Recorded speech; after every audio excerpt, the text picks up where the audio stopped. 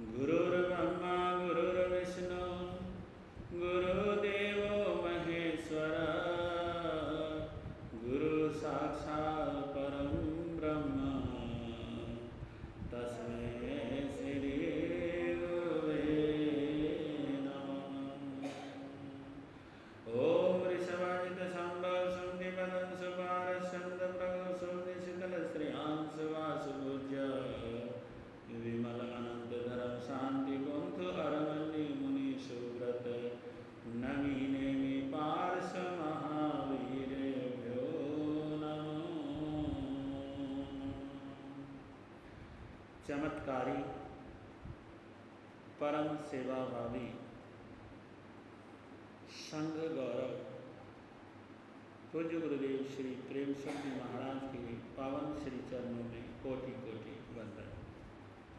प्रथम पटधर आचार्य श्री शिवमुनि जी महाराज, द्वितीय पटधर आचार्य श्री आनंद ऋषि जी महाराज, तृतीय पटधर आचार्य श्री देवेंद्र मुनि जी महाराज, भोले बाबा गुरुदेव श्री रतन मुनि जी महाराज, बाल ब्रह्मचारी गुरुदेव श्री भागवन जी महाराज, श्रमण उपाध्याय श्री फूलचंद जी महाराज आदि महागुरुओं के श्री चरणों में कोटि कोटि वंदना। वर्तमान में विराजमान संघ के आचार्य श्री शिव मुनि जी महाराज, उपाध्याय गुरुदेव श्री रविंद्र मुनि जी महाराज, रमणीक मुनि जी महाराज, उपेंद्र मुनि जी महाराज, मौन गुरुदेव श्री राजेश मुनि जी महाराज एवं मेरे तप सम्राट श्री सत्येंद्र मुनि जी आदि महागुरुओं के श्री चरणों में हार्दिक वंदना नमस्कार करता हूँ। आपके समक्ष सर्वप्रथम आप सभी का प्रातःकालीन धर्म सभा में हार्दिक स्वागत अभिनंदन करता हूँ। आइए कुछ पंक्तियाँ गुनगुनाते हैं, मेरा आप सभी साथ दीजिएगा। सच्ची श्रद्धा सच्चा चरित्र सच्चा होवे ज्ञान उसी को मिलते हैं भगवान, उसी को मिलते हैं भगवान। चांद सा निर्मल फूल सा कोमल उज्ज्वल सूर्य समा उसी को मिलते हैं भगवान, उसी को मिलते हैं भगवान। सच्ची श्रद्धा सच्चा चरित्र सच्चा होवे ज्ञान उसी को मिलते हैं भगवान, उसी को है भगवान।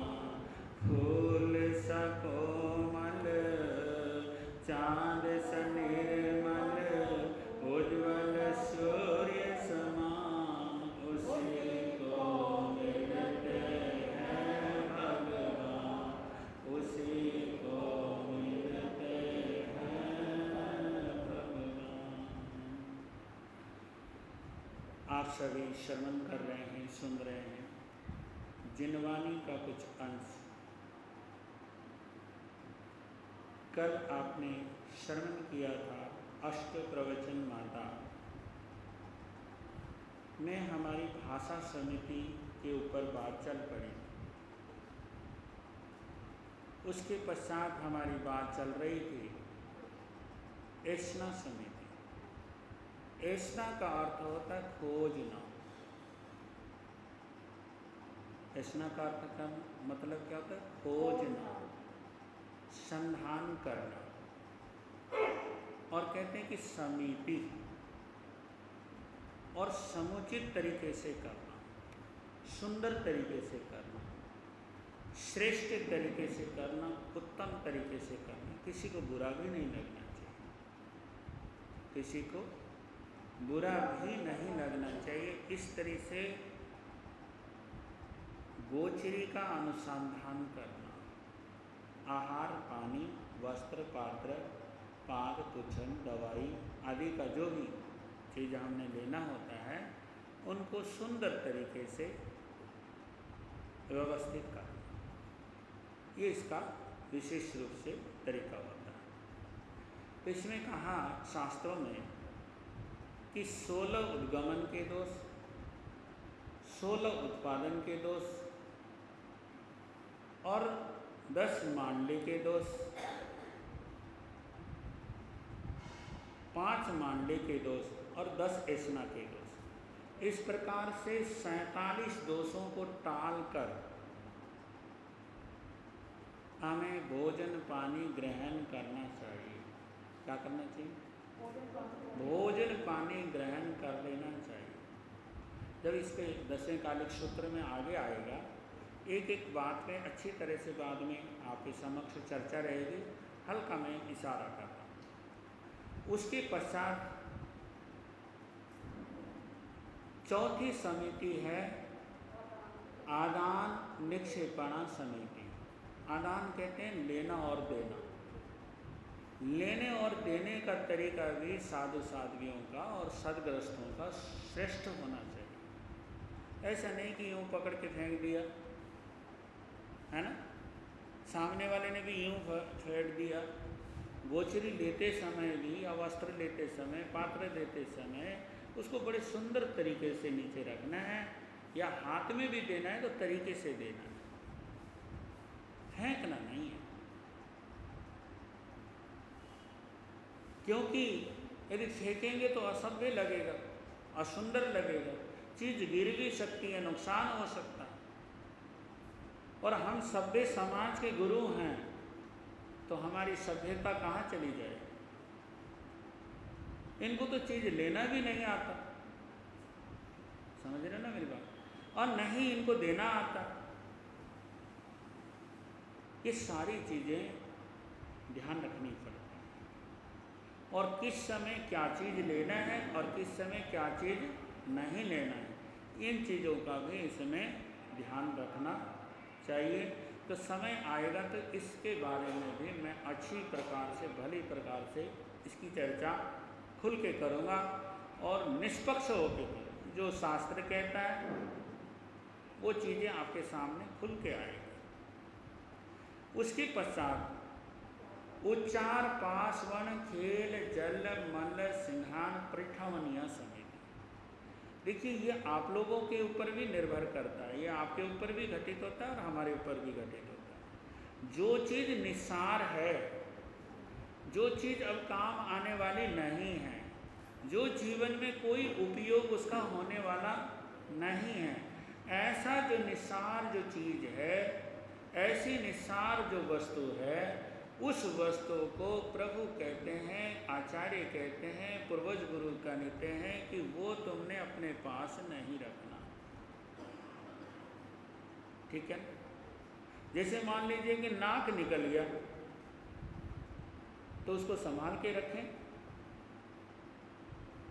नाक निकल रहा है तो उसकी सफाई करनी चाहिए, उसका भी तरीका हो।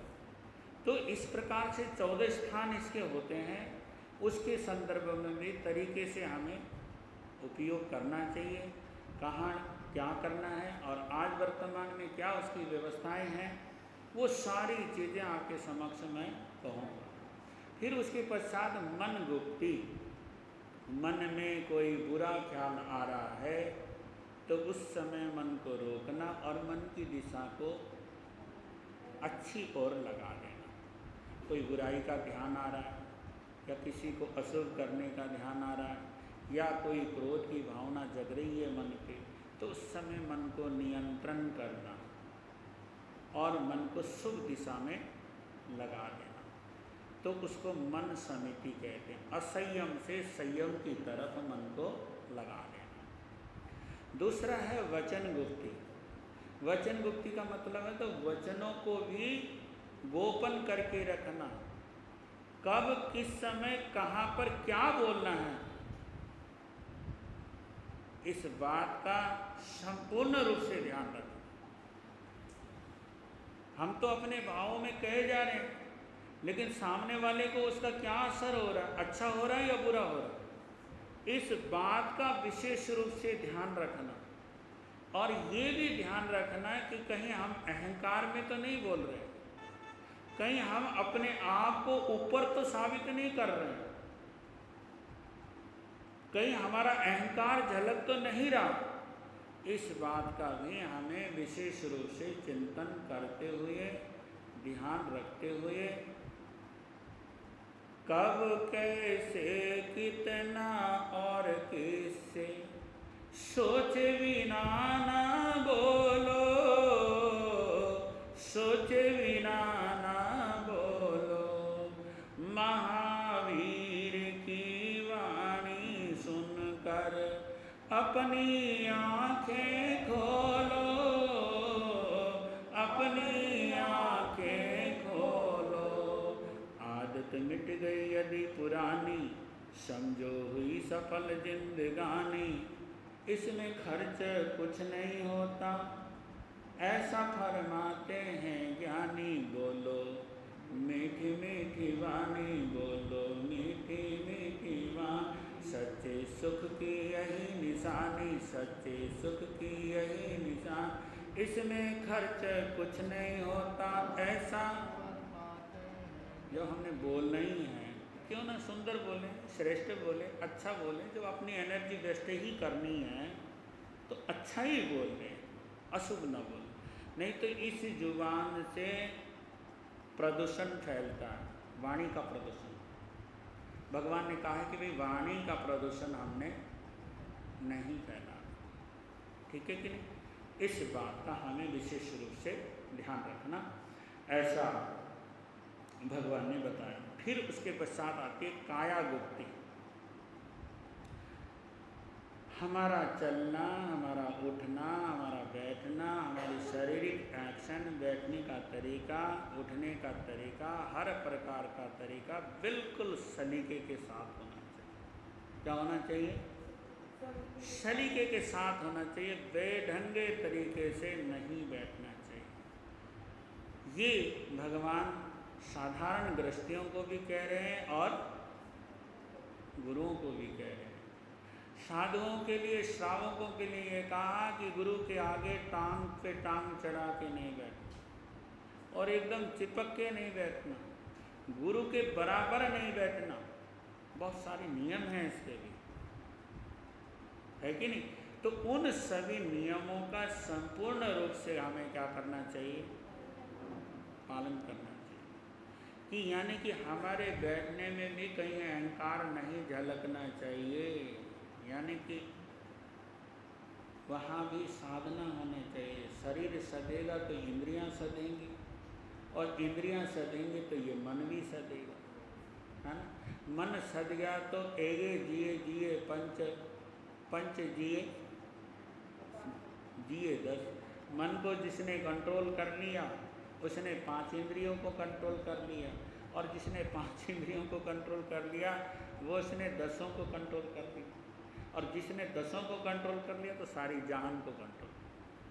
सबसे बड़ी समस्या ये है कि हमें अपने आप को कंट्रोल करना बहुत मुश्किल हो जाता है। सही बात है। एक बात बताओ, 5 यानी कि साधु जीवन लेना भी आसान है।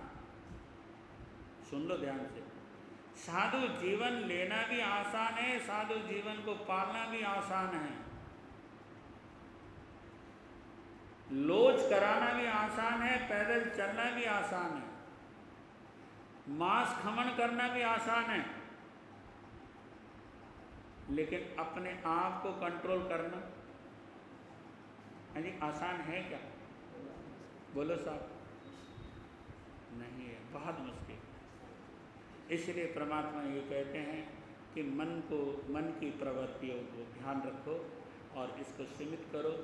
शरीर की प्रवृत्तियों को, वाणी की प्रवृत्ति को हमें सीमित करके और सुंदर तरीके से इसका शुभ में क्या करना चाहिए? प्रयोग करना चाहिए, उपयोग करना चाहिए, ऐसा प्रभु का निर्देश। उनकी ये महान संयम की आराधना 22 परिसहों को जीतते हैं। देखो पहले ना बहुत कठिन जीवन था, एक समय ऐसा था बहुत ज़्यादा कठिन था, लेकिन आज तो मैं ये कहता हूँ कि जीवन बहुत सरल है। ठीक है ना। पहले ना कोई इतने समाज विकसित थे, पहले साधु जंगल में रहा करते थे, फिर उद्यानों में रहने लगे, फिर धर्मशालाओं में रहने लगे, वहाँ टैक्स देना पड़ने लगा। तो जैन संत के पास पैसे होते नहीं थे, आज भी नहीं होते पैसे, समझ गए ना मेरी बात।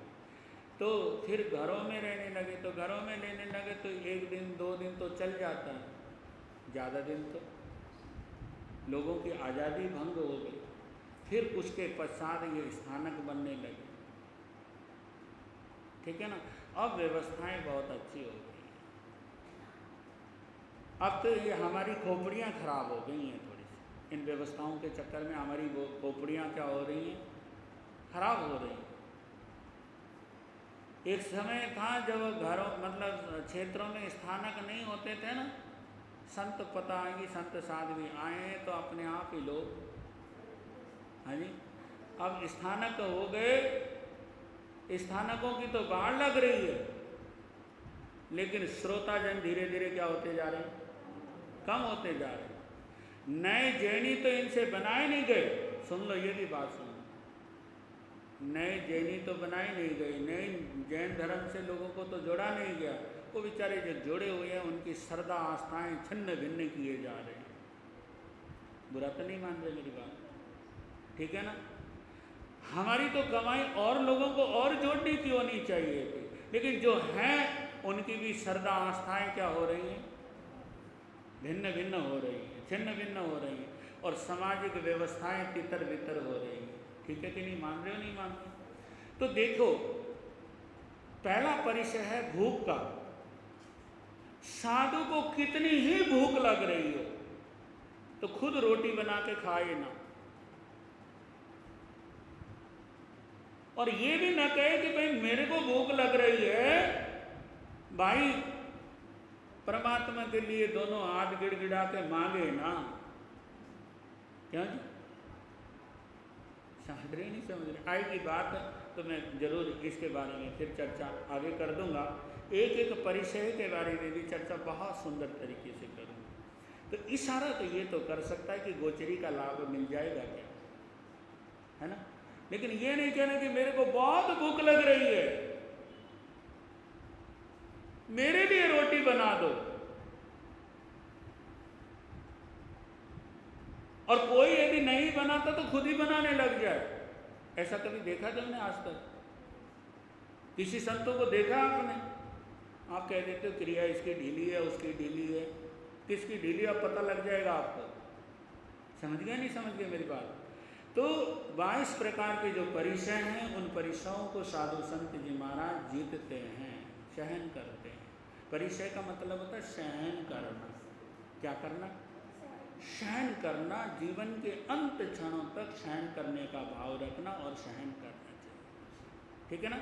तो उसको परिचय को जीतते हैं, और इसलिए ऐसे गुरु महाराजों का हम हार्दिक रूप से क्या करते हैं, नमन करते हैं। उनके प्रति श्रद्धा, उनके प्रति आस्था, उनके प्रति भक्ति भावना हमारी सदैव सदैव होनी चाहिए, ठीक है जी।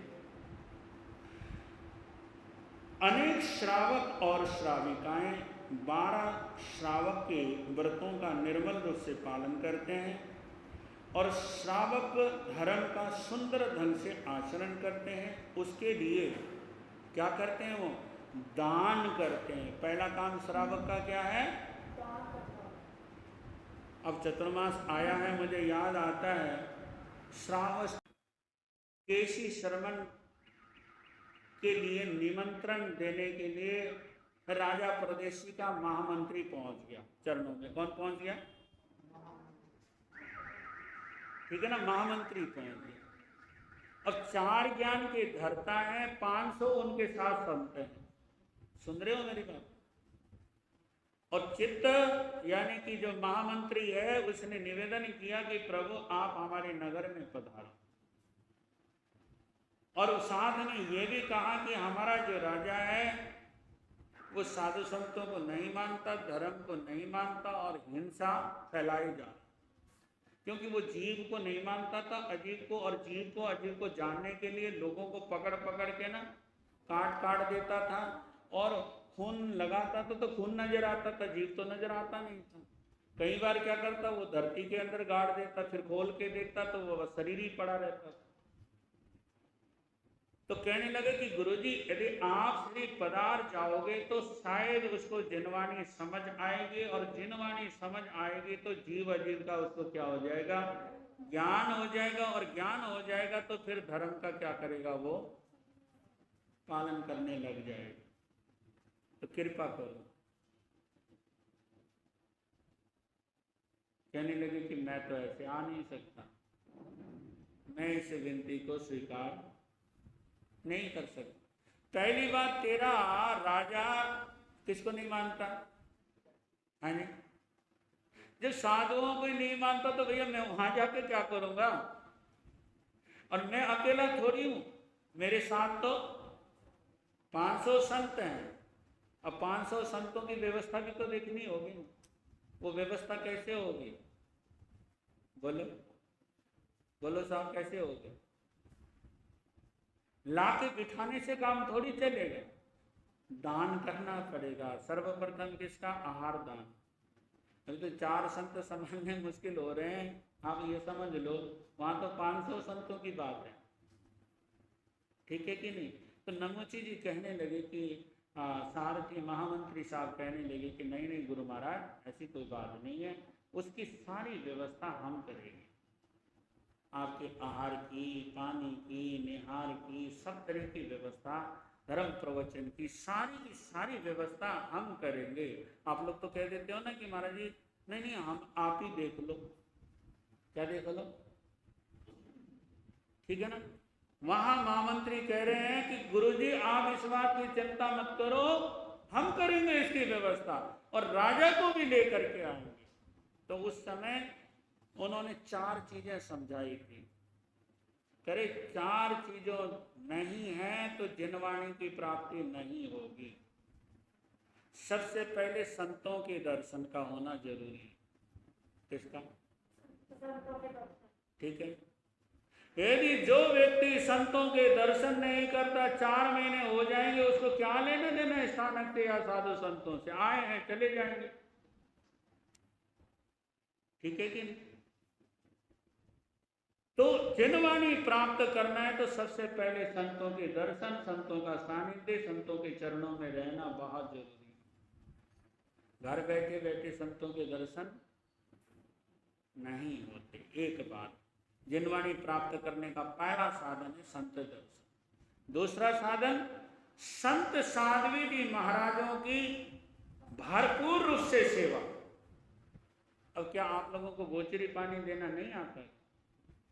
जन्मजात आप जैनी हो, सब चीजें आपको सिखाई गई हैं, इस तरह से गिरना है, ऐसा करना है, तो संतों को इशारा करने की जरूरत है?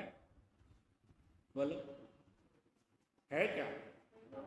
क्या करना पड़ेगा हर बार कि गर्मी में आहार कैसे देते हैं, सर्दी में कैसे देते हैं, कौन से मौसम में क्या देना है, ये आपको ध्यान रखना होगा। जब तो आप अम्मा पीऊ होगे, नहीं तो किस बात के अम्मा पीऊ भैया? माता पिता किस बात के? माता पिता तो तब है कि आप हमारे आहार का, विहार का, चर्या का हर प्रकार से आप ख्याल रखते हो, तब तो ठीक है।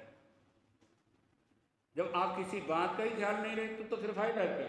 तो दूसरा है जिनवाणी को प्राप्त करने का साधन, आपने गोचरी पानी और मौसम के मुताबिक हर प्रकार से आपको करना चाहिए, उसमें कोई पाप नहीं लगता। यदि कोई संत ये कह देता ना कि पाप चढ़ता है, ना बाबा ना,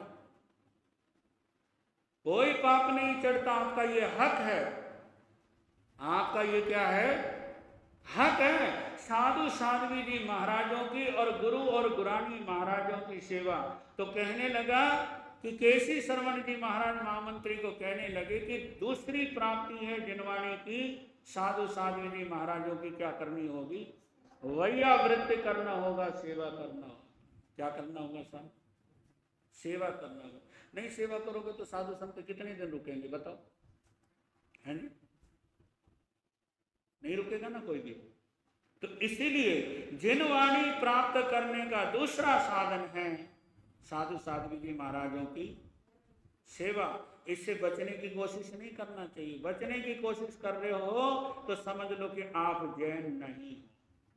महावीर के पुजारी नहीं हो, अतिथि संविभाग व्रतधारी की भावना नहीं है आपका, अतिथि देवों की भावना नहीं है, इस बात को मान लेना चाहिए। ठीक है कि नहीं? ये जिनवाणी का प्राप्त करने का दूसरा साधन। अब तीसरा साधन बड़ा कठिन है भैया। तीसरा साधन है प्रवचन सुनना। दर्शन करने से काम नहीं चलेगा, सेवा करने से भी काम नहीं चलेगा, तो क्या करना होगा? कितने आ रहे हो आप बताओ? कितने दिन हो गए? कितने बार आपके घर में पहुंच चुका? 3 बार पहुंच चुका हूं मैं, और कई घरों के नाम यदि मैं ले लूं तो आप कहोगे कि महाराज जी गड़बड़ है। ठीक है कि नहीं? जितने यहाँ घर हैं उतने की उपस्थिति है भी नहीं। घर का एक आदमी 2 आदमी आ जाए तो ये हॉल भर ही जाए, है कि नहीं? काम किसके नहीं होते? काम तो हमारे भी हैं। जो आ रखे हैं यहाँ पे श्रावक श्राविकाएं, क्या इनके काम नहीं हैं? सभी के काम है। ये तो सबकी व्यवस्थाएं होती है। व्यवस्थाएं बनाने से क्या होती हैं? बनती हैं। तो जिनवाणी को प्राप्त करने का दूसरा साधन है प्रवचन सुनना। दत्त चित्त श्रद्धा भाव से आप जिनवाणी को क्या करो? श्रवण करोगे, सुनोगे, तभी जिनवाणी की क्या होगी? प्राप्ति होगी। घर बैठे बैठे जिनवाणी की प्राप्ति नहीं हो सकती। और चौथी चीज, सुनने सुनने से भी काम नहीं चले। एक कान से सुना और दूसरे कान से, हाँ जी, ऐसे काम थोड़ी चलेगा। भगवान कहते हैं कि जिनवाणी पर आपको श्रद्धा करना होगा, इसकी बहुत तीव्र इच्छा रखनी होगी। जैसे मछली को जीने के लिए पानी की आवश्यकता है, इसलिए इसी प्रकार से जिनवाणी का उपासक, जिनेंद्र भगवान के उपासक के लिए किसकी आवश्यकता जीने के लिए? बोलो साहब, किसकी आवश्यकता? जिनवाणी की आवश्यकता। जिनवाणी के बिना आप तड़पने लग जाओ तब तो माने कि आपकी इच्छा बहुत है, आपकी श्रद्धा बहुत है, आपकी आस्था बहुत है। ऊपर ऊपर का दिखावे से क्या होगा? फिर भी मैं समझता हूँ कि ऐसी बात नहीं है। आप लोग बहुत ही सौभाग्यवान हैं जो ऐसा करते हैं। तो दान तो वहाँ पे राजा प्रदेशी मतलब केशी श्रवण जी महाराज श्रावस्ती नगरी गए, ठीक है, और मंत्री ने सारी व्यवस्था करी, और साथ में उन्होंने घोड़े कठियावाड़ के घोड़ों में रेस लगाते हुए वहाँ पे गए, धर्म सभा में गए, और उन्होंने पूछा, और पूछने पर हर बात का समाधान उन्होंने दिया, और देने पर उन्होंने जिनेंद्र धर्म को स्वीकार किया। और इतनी श्रद्धा, इतनी आस्था, इतनी भक्ति उनके जीवन में आई। कहते हैं कि उनकी घरवाली ने पारने में जहर दे दिया, लेकिन घरवाली के प्रति कोई बुरी भावना, कोई राग द्वेष की भावना नहीं आई। देखो, ऐसी श्रद्धा अंदर में जगती है। समझ गए ना मेरी बात? ऐसी तड़पना यदि आपके जीवन में आएगी तो जिनवाणी जरूर प्राप्त होगी, जैसे राजा प्रदेशी को प्राप्त हुई। अब कहाँ है? सूर्याव देव बना हुआ, ठीक है। कौन सा देव बना हुआ? सूर्याव देव। और महाविदेह से उसकी क्या हो जाएगी? मुक्ति हो जाएगी। तो आप ऐसा समझ लीजिए, मीठी लगदी गुरा दीवानी, मीठी लगदी गुरा दीवानी, ओ मेरे अमर, ओ मेरे अमृत दे, मीठी लगदी, मीठी लगदी गुरा दीवानी, मीठी लगदी गुरा दीवानी, ओ मेरे अमृत दे, ओ मेरे अमृत दे, मीठी लगदी। हाँ, कल मैंने आपको बताया था आचार्य स्वयंभव के द्वारा रचना की हुई दस्यकालिक जो सूत्र है, अपने पुत्र और अपने शिष्य मनक के लिए ये की, ठीक है। अब मैंने आपके सामने ये बात कहने कि इस सूत्र का नाम दस्यकालिक क्यों रखा था। ठीक है। इस सूत्र का नाम 10वें कालिक सूत्र क्यों रखा? 10 जमा वे कालिक, ठीक है। 10 जमा ये दो शब्दों के मेल से बना हो, ठीक है। यहाँ पर एक घटना दी है कि आचार्य श्री स्वयंभव जी महाराज जब इसका संग्रह कर रहे थे, ग्रंथों से निकाल रहे थे या अपनी तरफ से कुछ लिख रहे थे, ठीक है, अपनी तरफ से भी कुछ इन्होंने लिखा हुआ है। कहाँ कहाँ लिखा हुआ है वो मैं बता दूंगा, ठीक है। जब वो लिख रहे थे और लिखते लिखते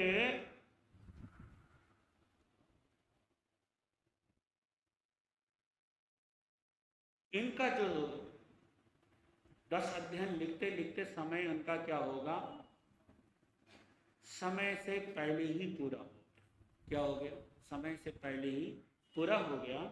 तो कहते हैं कि इसीलिए इसकी एक योजना बनाई उन्होंने, इन 10 अध्ययनों की एक योजना बनाई। तो योजना बनाने के कारण वे समय पर ये सूत्र पूरा होने की वजह,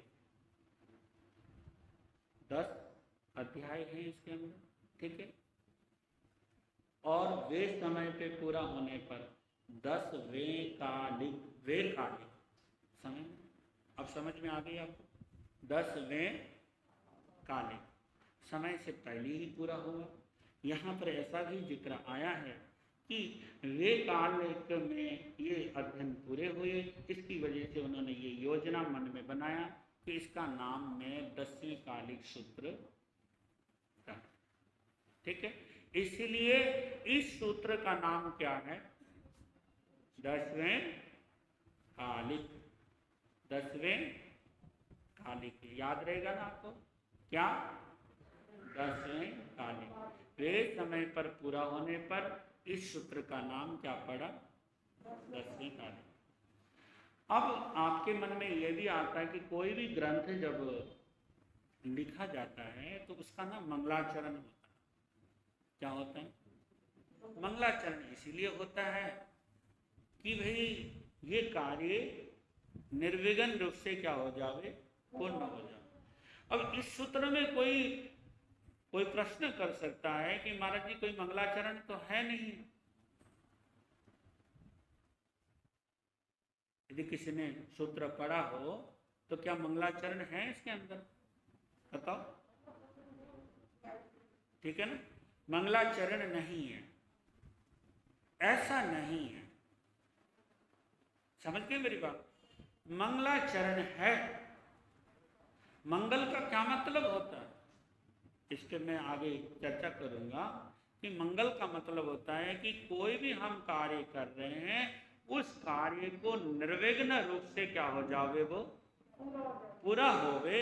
इस भावना से हम परमात्मा का, सदगुरु का स्मरण करके उस कार्य को क्या करते हैं, पूरा करते हैं, ठीक है ना। जैसे हम कोई भी सुबह अशुभ कोई भी काम करते हैं तो हम क्या करते हैं, मंगल का चरण के रूप में नमकार मंत्र का जाप करते हैं, ऐसा ही होता है। और संतों से मंगलिक पाठ सुनते हैं, मांगलिक पाठ सुनते हैं कि हमारा कार्य क्या हो जावे, श्रेष्ठ हो जावे। इस सोच को रख करके हम मंगल पाठ और नमकार मंत्र का जाप करते हैं। और ऐसे क्षणों में हम दान भी करते हैं, दान करते हैं। कोई नियम पचखान ले लेता है, नियम भी करते हैं, दान शील तप भावना, कोई तपस्या भी करता है, ये होता है। तो देखिए यहां पर आचार्य स्वयंभव जी महाराज ने एक बात कही। उन्होंने कहा कि इस सूत्र में आदि मंगल के रूप में पहला जो गाथा, पहली जो गाथा है ना, धम्मो मंगल मुखी था, ठीक है कि नहीं। ये मंगलाचरण, ये आदि मंगल है, ग्रंथ की शुरुआत का मंगल, ठीक है कि नहीं। तो इसलिए ये नहीं कह सकते कि इसके अंदर मंगल शब्द या मंगलता की भावना नहीं है। मंगल क्या है, मंगल कितने प्रकार के होते हैं, ये जब गाथा आएगी तब चर्चा करूंगा। यहां तो मैं आपको ये प्रमाण दे रहा हूं आचार्य स्वयंभव जी महाराज की तरफ से कि मंगलाचरण है, उसका प्रमाण है धमो मंगल मुखीतम। पहला मंगल आदि मंगल, मध्य मंगल और अंतिम मंगल यानी चरम मंगल। दूसरा मंगल दूसरे प्रकार का बताया। मध्य मंगल में नानम दर्शनम संपन्नम,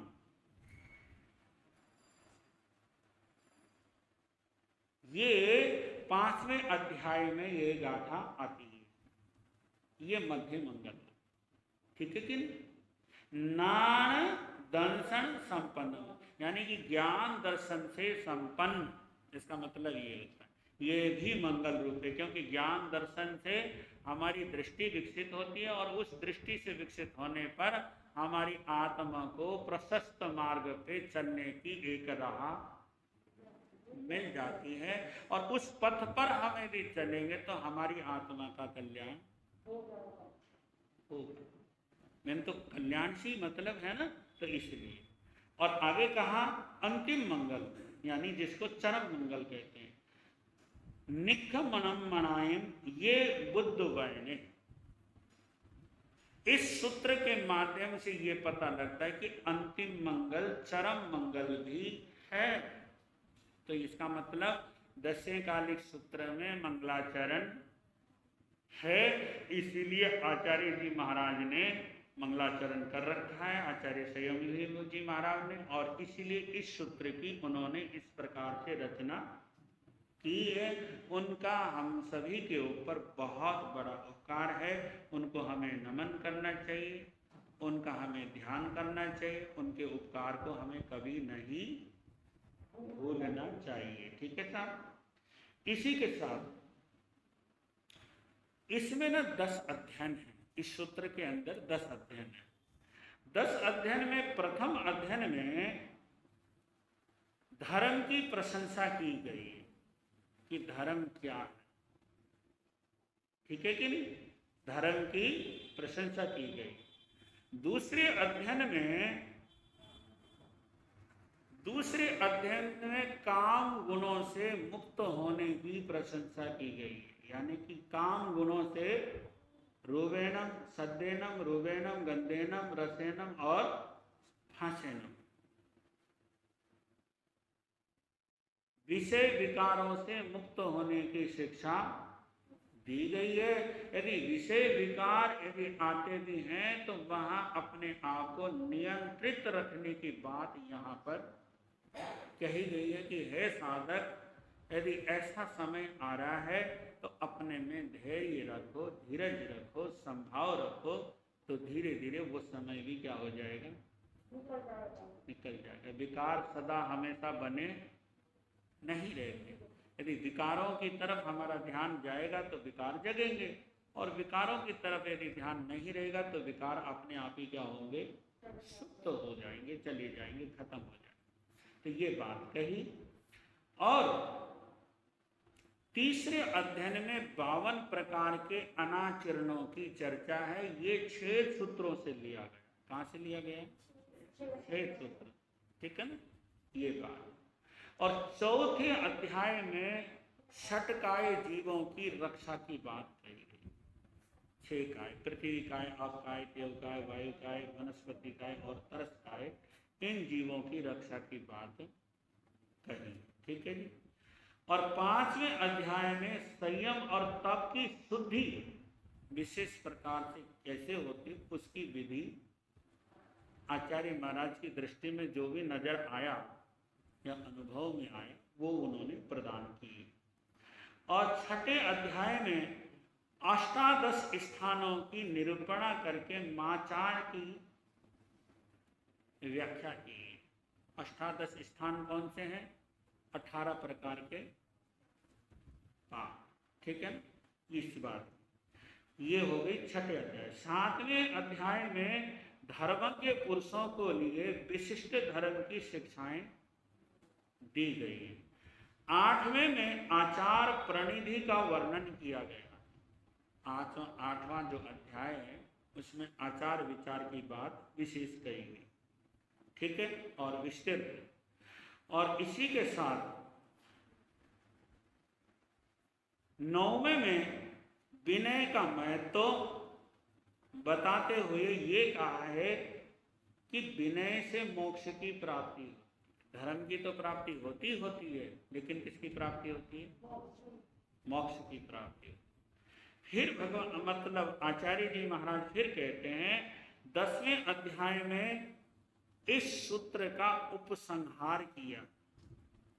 इस सूत्र की व्याख्या मतलब कहाँ क्या कुछ है उसका उपसंहार किया है, और भिक्षु के जो लक्षण हैं यानी साधु के जो लक्षण हैं यानी कि 10 प्रकार के धर्म की चर्चा यहाँ पर उन्होंने की है।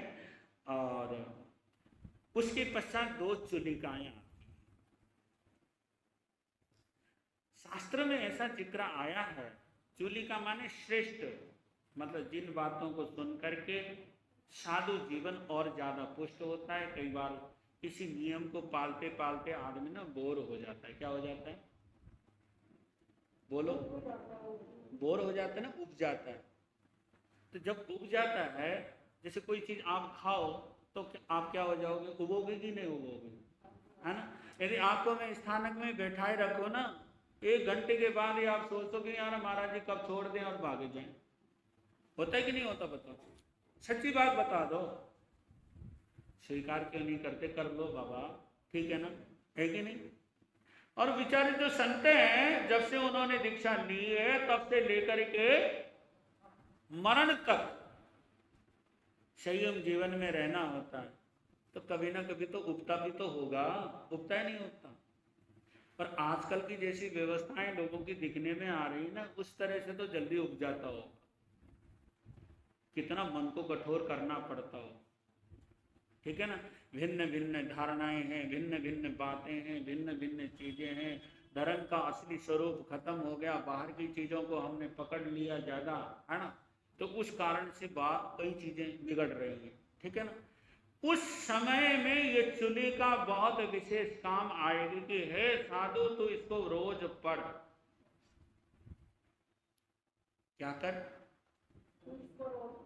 उसको रोज पढ़ और समझ कि ग्रस्त जीवन में कितनी बाधाएं हैं और संयम जीवन में कितना सुखकर है। लेकिन सुखकर और दुखकर तो मन का विषय है। किसका विषय है? मन का विषय है। मन ने मान लिया सुख है तो वो सुख हो गया, और मन ने नहीं माना तो दुख है तो दुख हो लिया। तो कहते हैं कि आचार्य स्वयंभव जी महाराज की ये रचना नहीं है, इसका कोई नामोल्लेख नहीं है, ठीक है ना। तो यहां पर स्थानकवासी श्वेतांबर, श्वेतांबर के 3 भेद है। एक श्वेतांबर सिंगारी, एक श्वेतांबर स्थानकवासी 22 पंथ जिसको कहा जाता है, और एक श्वेतांबर 13 पंथ। इन 3 समाजों में 10वें कालिक सूत्र की विशेष रूप से पठन पाठन और पाठ के रूप में विशेष रूप से किया जाता है। और कहते हैं एक इसका किंवदंती एक घटना भी है। कहते हैं कि एक चातुर्मास का समय था कहीं पर, एक साध्वी जी महाराज ने एक साधु को उपवास करने की प्रेरणा दी, ठीक है ना। प्रेरणा दी, और प्रेरणा दी तो संतों ने उसको स्वीकार किया, अर्थात उन्होंने व्रत किए। और संयोग ऐसा हुआ उनका व्रत के बीच में ही स्वर्गवास हो, शरीर छोड़ दिया, अर्थात आयु क्या हो गई उनकी? पूरी हो गई। जब आयु पूरी हो गई तो साध्वी जी को मन में दुख हुआ कि मैंने एक साधु का घात कर दिया। जो दिल का साफ होता है ना, समझ गया ना मेरी बात? जो दिल का साफ होता है, जो मन से पवित्र होता है, जिसके दिल में करुणा होती है, जिसके दिल में अहिंसा होती है, ये बात जरूर आती है कहीं ना। तो उसके मन में, साध्वी जी के मन में आया कि मेरे द्वारा ऋषि का घात हुआ, साधु का घात हुआ, जबरदस्ती मैंने व्रत करवा दिया, तो ऐसा मुझे नहीं करना चाहिए। तो कई दिन तक दुखी रहे। और दुखी रहने के बाद एक दिन शासन देवी प्रकट हो गई। उस साध्वी के सामने एक शासन देवी, भगवान महावीर के शासन की देवी प्रकट हो गई और प्रकट होकर के कहने लगी कि आप दुख ना मानो, आपने कोई गलती नहीं की है। लेकिन साध्वी ने फिर भी नहीं माना। तो उन्होंने कहा कि इसमें ऐसी चर्चा आती है, आचार्य आत्माराम जी महाराज जी लिख रहे हैं कि शासन देवी के सहयोग से महाविद्य क्षेत्र में वो देवता, वो देवी लेकर के कहाँ गई? महाविद्य क्षेत्र में लेकर के चले गए और वहां पर श्री 20 तीर्थंकर प्रति समय, क्योंकि वहां धर्म का विच्छेद नहीं होता, यहां तो धर्म का विच्छेद हो जाता है लेकिन वहां धर्म का विच्छेद नहीं होता। श्री शिवंदर स्वामी जी भगवान के समोशरण में, तीर्थंकर के समोशरण में लेकर के चले गए और वहां जाते ही श्री शिवंदर स्वामी ने साध्वी जी को लक्ष्य बना करके उपदेश दिया कि हे साध्वी जी, आपकी भावना में कोई कमी नहीं थी, ये मैंने अपने ज्ञान में देख लिया। न उस भावना में कोई अहंकार था, न कोई उसमें नामेष्टा की भावना थी, नहीं कोई और बात थी। इसलिए आपने निर्मल मन से उनको प्रेरणा दी और सहयोग से उनकी आयु पूरी हो गई। तो इसीलिए, समझ गए ना, इसीलिए उनका स्वर्गवास हुआ।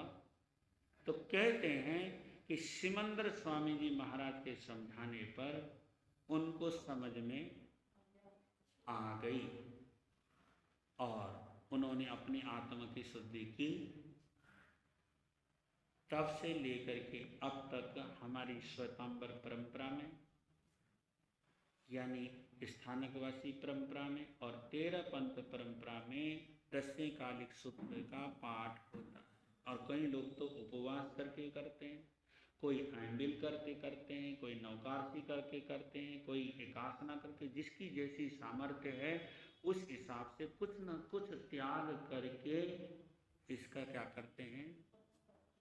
पाठ करते हैं। पठन का मतलब पाठ करते हैं, ठीक है ना। पठन तो एक बार होता है, एक बार चीज समझ ली, ठीक है, लेकिन जब बार बार किया जाता है तो उसको क्या बोलते हैं? पाठ करते हैं। ऐसे ऐसा है, ये चुलिका इस तरह से हुआ। अब हम पहले सूत्र पे आ जाते हैं कि पहले सूत्र में भगवान क्या फरमा रहे हैं, ठीक है सर।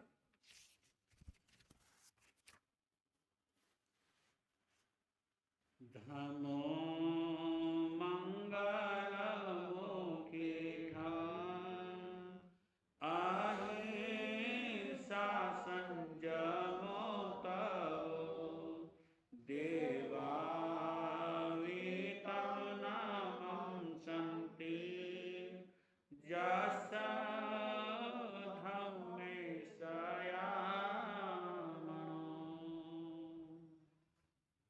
ओम ऋषभाजित संभव सुमनिपदम सुपार चंद्र प्रभु सुधि शीतल श्रेयान सुवास पूज्य विमन अनंत धर्म शांति कुंजरवल्ली मुनि सुब्रत नवीन पार्थ महावीरेभ्यो नमो नमः।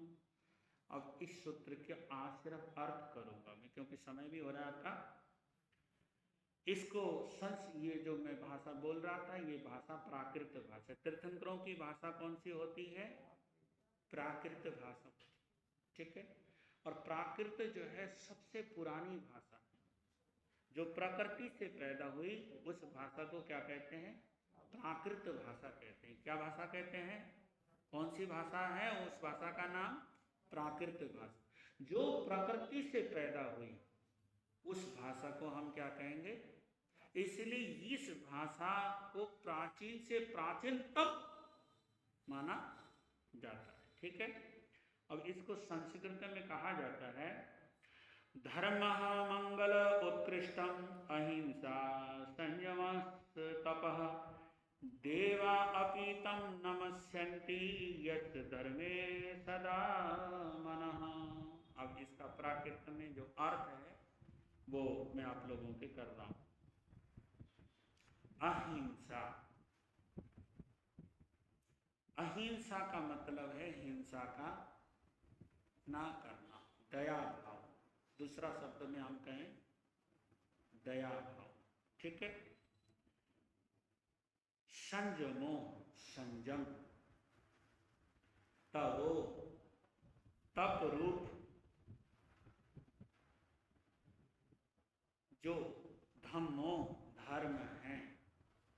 धर्म कौन सा है? अहिंसा, संयम, तप रूप धर्म। कौन सा धर्म है ये? आचरण का धर्म है। कौन सा धर्म है? आचरण करने का धर्म। धर्म का मतलब होता है धारण करने, ठीक है ना। हमने धारण किसको करना है? अहिंसा को, संयम को और तप को। क्लियर होगी बात? ठीक है।